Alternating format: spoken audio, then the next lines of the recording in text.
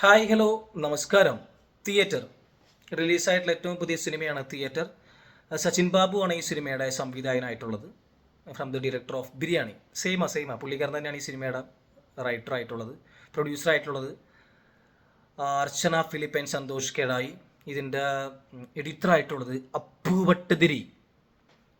പറയേണ്ട ആവശ്യമില്ല. വീരം, ഒറ്റമരി വെളിച്ചമുള്ള സിനിമകളിലൊക്കെ എഡിറ്റ് ചെയ്തിട്ടുള്ള പുള്ളിക്കാരനാണ്. പിന്നെ ഇതിൻ്റെ സൗണ്ട് മിക്സിങ്, സൗണ്ട് എല്ലാം സൂപ്പറായിരുന്നു കേട്ടോ. ഇതിൻ്റെ സൗണ്ട് ഡിപ്പാർട്ട്മെൻറ്റ് എല്ലാം സൂപ്പറാണ്, അടിപൊളിയായിട്ട് ഇതുണ്ട്.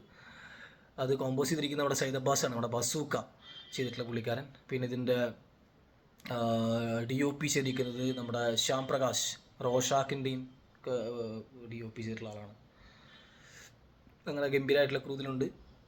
റിമാക്കല്ലെങ്കിൽ നമ്മുടെ സരസ ബാലുശ്ശേരി, നല്ല ക്യാരക്ടറാണ് സരസ ബാലുശ്ശേരി. നമ്മുടെ സുഡാനി ഫ്രം നൈജീരിയ സിനിമയിലെ പുള്ളിക്കാരത്തിയുണ്ട്. ഇത് പറയുന്നത് വെച്ച് കഴിഞ്ഞാൽ ദ മെത്ത് ഓഫ് റിയാലിറ്റി എന്നാണ് പറയുന്നത്.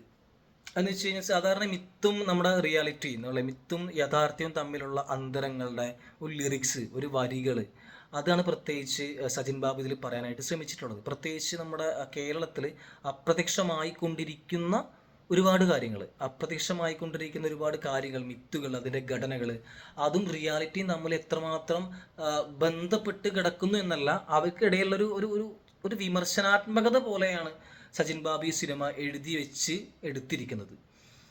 അത് as A maker, as A writer പുള്ളിക്കാരൻ നന്നായിട്ട് തന്നെ ചെയ്തിട്ടുണ്ട്. റീമാക്ക് അല്ലെങ്കിൽ ഇതിന് ക്രിട്ടിക്സ് അവാർഡ് കിട്ടിയിട്ട് എന്താണെന്ന് എനിക്കറിയില്ല. കാരണം പ്രത്യേകിച്ച് ഒരു ഒരു ഒരു വലിയൊരു ഹെവി പെർഫോമൻസ് ഒന്നും ഇതിൽ റീമാക്ക് അല്ലെങ്കിൽ കൊടുക്കുന്നില്ല. അപ്പോൾ സാധാരണ ഇപ്പോൾ വൈറസിലും അതുപോലെ തന്നെ 22FKയിലെ കൊടുത്തിട്ടുള്ള ചെറിയ പരിപാടി ഇതിൽ പ്രത്യേകിച്ച് ഒരു ഗംഭീര പെർഫോമൻസ് ഇല്ല. പ്രത്യേകിച്ച് സരസ എന്നുള്ള ക്യാരക്ടർ പുള്ളിക്കാരത്തിൽ അമ്മയായിട്ട് അഭിനയിച്ചിട്ടുള്ള ശ്രീ അടിപൊളിയായിട്ട് ചെയ്തിട്ടുണ്ട്.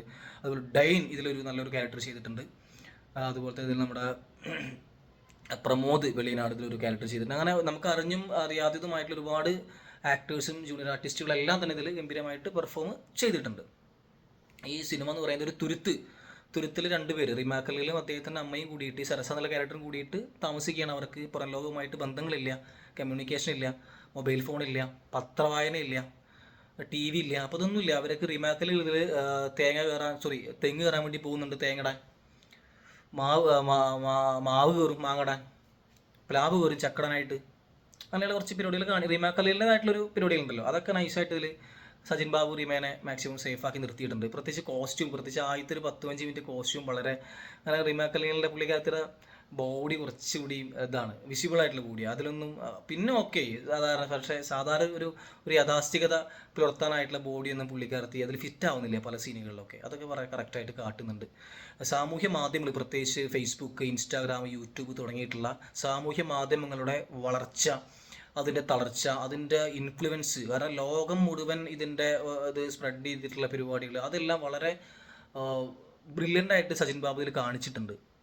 അതിൻ്റെ ഒരു നിഷേധാത്മക തലം, അതിൻ്റെ രചനാത്മകത, അതിൻ്റെ കോട്ടങ്ങൾ എന്ന് പറയുന്നില്ല, മാക്സിമം അതിൻ്റെ ഒരു പ്ലസ് കാര്യങ്ങളാണ് സച്ചിൻ ബാബു ഇതിൽ ആദ്യം അതിൽ പറയുന്നത്.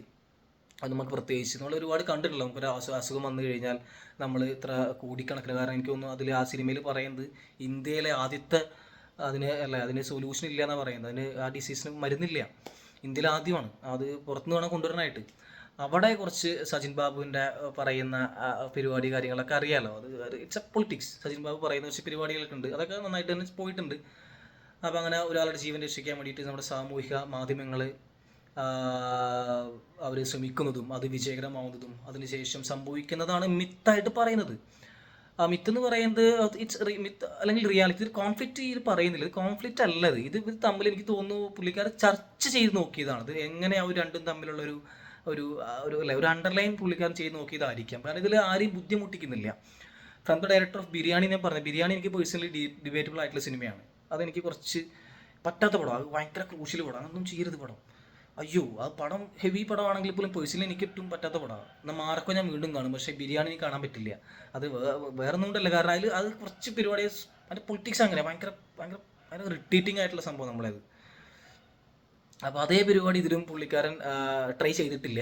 ഇത് ഭയങ്കരമായിട്ട് പുള്ളിക്കാരൻ വളരെ നൈസായിട്ടാണ് മേക്ക് ചെയ്തിരിക്കുന്നത്. എനിക്ക് പ്രത്യേകിച്ച് ഇതിൽ സെക്കൻഡ് ഹാഫിലോട്ട് വരുമ്പോൾ ഇതിൽ പിന്നെ റിയാലിറ്റി മാറി മിത്തിലേക്ക് വരുവാണ്. ഇതെന്ന് പറയുന്നത് പണ്ട് കാലത്ത് നമ്മുടെ ഇതിൽ റിമാക്കലിലെ അച്ഛൻ ക്യാരക്ടർ, നമ്മുടെ ഗാന്ധിജി നമ്മുടെ കേരളത്തിലേക്ക് വരുമ്പോൾ, റീമാക്കലിൻ്റെ ഫാമിലി എന്ന് പറയുന്നത് ഒരു വൈദ്യന്മാരുടെ ഫാമിലിയാണ്. ഈ പാമ്പ് വിഷം തീണ്ടി വരുന്ന ആളുകളെയൊക്കെ ചികിത്സിച്ച് ഭേദമാക്കാൻ ശേഷിയുള്ള ഒരു തലമുറയാണ് ഉണ്ടായിരുന്നത് റീമാ കല്യാണിൻ്റെ കാലഘട്ടം വരെ, അവരുടെ അച്ഛൻ ഫാമിലിയൊക്കെ. അപ്പോൾ ഗാന്ധിജി നാട്ടിലോട്ട് വന്നപ്പോൾ വിഷം തീണ്ടിയിട്ട് വാസുകി കൊടുത്ത വരം മറന്നുകൊണ്ട് ഗാന്ധിജിയെ രക്ഷപ്പെടുത്തിയ ആളെന്നൊക്കെ പറയുന്നുണ്ട്. റീമാ കല്യാണിൻ്റെ അച്ഛൻ എൻ്റെ ക്യാരക്ടർ അങ്ങനെ പറയുന്നുണ്ട്. അതുപോലെ നമ്മുടെ ഇന്ദിരാഗാന്ധിയുടെ അടിയന്തരാവസ്ഥ കാലത്ത് ഉണ്ടായിട്ടുള്ള പരിപാടികൾ അത് നൈസായിട്ട് സജിൻ ബാബു കോൺഗ്രസിന് കൊട്ടുന്നുണ്ട്. അതുപോലെ സ്വയം സേവനാണെന്ന് പറഞ്ഞിട്ട് അങ്ങനെ എല്ലാവർക്കും പൊളിറ്റിക്കലി പുള്ളിക്കാരൻ നൈസായിട്ട് കൊട്ടിയിട്ടുണ്ട്. കുഴപ്പമൊന്നുമില്ല, കൊള്ളണം, നല്ല വിലപ്പോഴും കൊട്ടണ കൊള്ളണം, നല്ലതാണ്, മാറ്റങ്ങൾ പ്രതീക്ഷിക്കാം. അപ്പോൾ അങ്ങനെയുള്ള പരിപാടികൾ സിനിമയിൽ പറഞ്ഞ് പോകുന്നുണ്ട്. ഇപ്പോൾ ഇതിൽ ക്ലൈമാക്സിൽ നൈസായിട്ട് ഒരു പുള്ളുവൻ പാട്ട് ഇതിൽ അടിപൊളിയായിരുന്നു കേട്ടോ. എനിക്ക് ആകെ ഇതിൽ ഒരു പ്ലസ്സായി പേഴ്സണലി തോന്നിയതിൻ്റെ പുള്ളുവൻ പാട്ടാണ്. കാരണം ക്ലൈമാക്സിൽ പുള്ളുവൻ പാട്ടുണ്ട്, പെർഫോമൻസ് അല്ല, ഞാൻ കാണാനല്ല പറയാം, കേൾക്കാനായിട്ട്. അത് സൈദ് അബ്ബാസ് അതുപോലെ ടീമും അടിപൊളിയായി ചെയ്തിട്ടുണ്ട്. അത് എന്ന് വെച്ചാൽ കേൾക്കാൻ ഭയങ്കര രസമാണ്. എനിക്ക് പേഴ്സണലി തുള്ളലൊക്കെ ഭയങ്കര ഇഷ്ടമാണ്. എനിക്ക് കാണാൻ എവിടെയെങ്കിലും നമ്മൾ പോയി കാണും, ഭയങ്കര രസമാണ്. അത് ഇതിൽ അടിപൊളിയായിട്ട് ചെയ്തിട്ടുണ്ട്.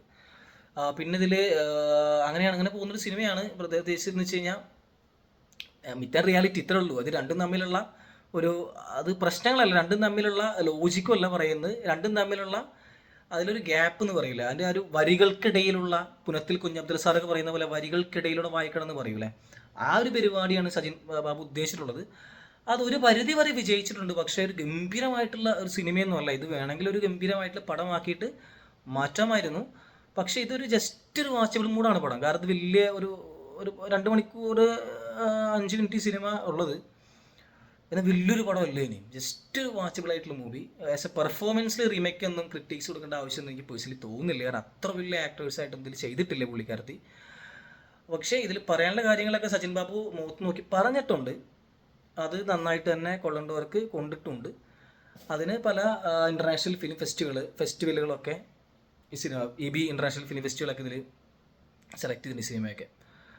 അപ്പോൾ വെറുതെ ഇരിക്കുമ്പോൾ ബോറടിക്കുമ്പോൾ, ഇത് കണ്ടാൽ ബോറടിക്കുമെന്ന് ഞാൻ പറയുന്നില്ല, ഇങ്ങനെയുള്ള സിനിമകളൊക്കെ ഇഷ്ടമാവുകയാണെങ്കിൽ, ഇഷ്ടപ്പെടുന്നൊരു ടീമാണ് നിങ്ങളെങ്കിൽ ജസ്റ്റ് പോയിട്ട് കാണാം. തിയേറ്ററിൽ പോയി കാണണമെന്നില്ല, കാരണം തിയേറ്ററിൽ പോയി കാണാൻ തന്നെ ആളില്ല, പറഞ്ഞ 8-10 ആൾ സിനിമയ്ക്കുള്ളൂ.